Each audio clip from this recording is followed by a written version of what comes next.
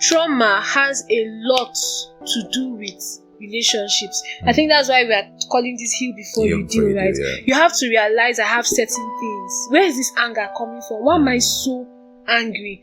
And then you begin to go back and you begin to ask yourself, where is this coming from?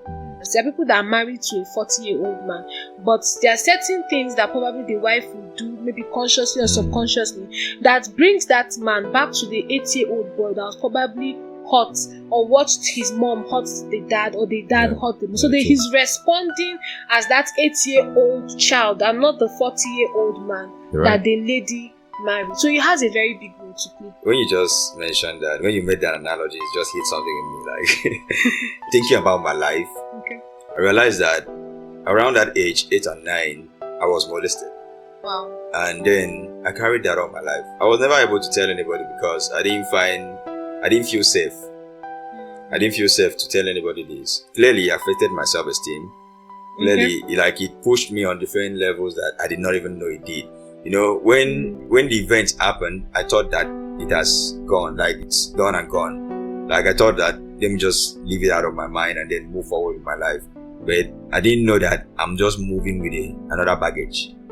I thought I'd move forward, right? Yeah. But now I've become an adult, forgetting that, trying to take that out of my mind.